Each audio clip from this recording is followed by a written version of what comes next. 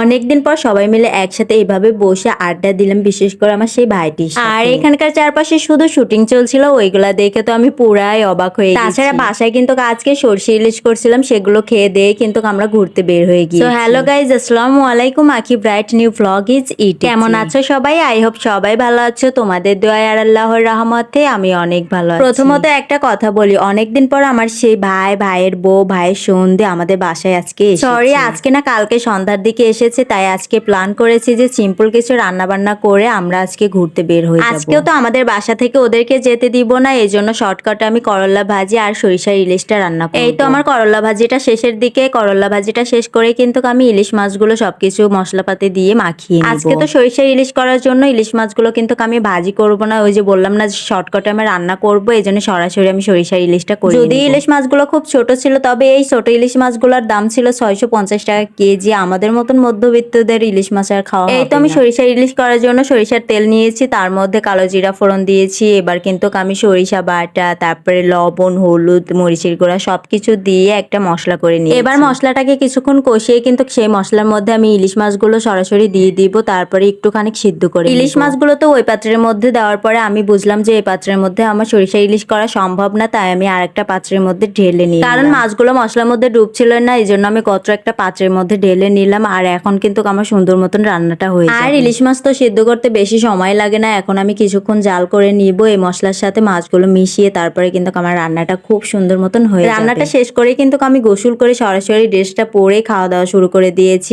আর এই তাড়াহুড়া করে খাওয়া দাওয়া করতে গিয়ে তো আমার ইলিশ মাছের কাটা পুরা বিধে গেছে। তাছাড়া বেশি কাটালা মাছগুলো তো আমি একদমই খেতে পারি না, গলায় কাটা বিধে যায়। যাই হোক, আমি কিন্তু রেডি হয়ে ওদের বকাঝকা করছি, যে বলছি যে তাড়াতাড়ি করো না কেন, তোমরা তো এখনো রেডি হও না, আমাকে তো রেডি হওয়ার জন্য অনেক তাড়া। এই কথাটা বলেই তো আমি বের হয়ে যাচ্ছিলাম আর বলছিলাম যে আমি একাই চলে যাব, তোমাদেরকে যেতে হবে না, তোমরা না গেলে থাকো, আমি এখানে এসেই তো দেখি এরকম জায়গায় জায়গায় শুটিং চলছে আর বলছে এরা নাকি অনেক সেলিব্রিটি। আমি তো এদেরকে একদমই চিনি না, তোমরা যদি এদেরকে চিনে থাকো তাহলে অবশ্যই বলে তোমরা একটা জিনিস দেখো, এই মেয়েটা পুতুলের মতন দাঁড়িয়ে আছে, ও তো নায়িকা তো ওর নায়কের সাথে অভিনয় করবে, অভিনয় না করে কিন্তু পুতুলের মতন এক জায়গায় শুধু দাঁড়িয়ে লাস্টে তো এই লোকটার অভিনয়টা দেখে আমি হাসিটা আটকে রাখতে পারিনি, হেসেই দিয়েছি। তোমাদের ভাই আমার হাসাটা দেখে তো আমার দিকে ক্যামেরাটা ধরে ফেলে। এই তো আমার সেই ভাইয়ের বউ ভাবি, আর ভাবিকে আমি এটা খাওয়ানোর জন্য অনেক চেষ্টা করেছি, কিন্তু কোনোভাবেই খাইনি। না খেলে আমারই ভালো, আমি অনেক বেশি খেতে পারবো। আর তোমাদেরকে একটা কথা বলা হয়নি, দেশ থেকে কিন্তু আমার ছোট বোন এসেছে, এই মাত্রই এসেছে,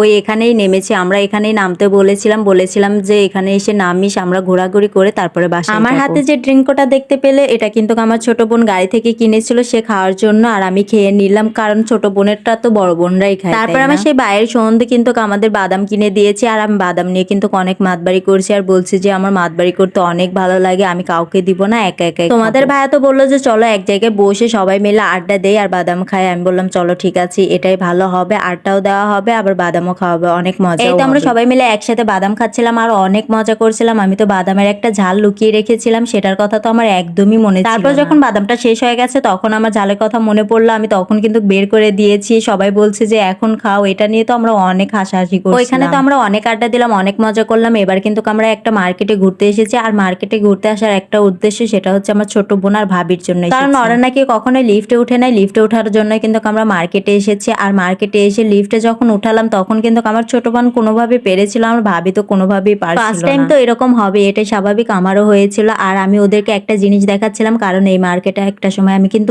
যদিও বেশি দিন জবটা করিনি, আর ওদেরকে আমি দেখাচ্ছিলাম, বলছিলাম যে ওই যে দোকানটা দেখতে পাচ্ছি ওই দোকানটায় আমি জব করতাম, আর আমরা তো সবাই মিলে তাকিয়ে এই তো আমার ছোট বোনকে নিয়ে কিন্তু লিফট দিয়ে নেমে যাচ্ছে, আর আমার ছোট বোন তো অনেক ভয় পাচ্ছিল, আমি তো অনেক সাহস দিচ্ছিলাম আর বলছিলাম যে তুই শুধু পাওয়াটা বাড়িয়ে দে, তাই হবে, আর কিছুই করতে হবে না। তারপর তো আমার ছোট বোন নামার পরে অনেক খুশি হয়েছে, খুশিতে বলছে যে আমি পেরেছি, এরকম নাচানাচি। অনেক তো ঘোরাঘুরি করলাম, এবার আমরা ঘোরাঘুরি চেষ্টা করে বাসায় যাচ্ছি। তো এখন আমরা বাসায় যেতে থাকি। তোমরা এরকম আরো নিউ ভিডিও পাওয়ার জন্য আমার চ্যানেলটিকে সাবস্ক্রাইব আর পেজটাকে ফলো করে এ পর্যন্ত শেষ করছি। থ্যাংক ইউ সো মাচ, ভালো থাকবা সবাই, আল্লাহ হাফেজ।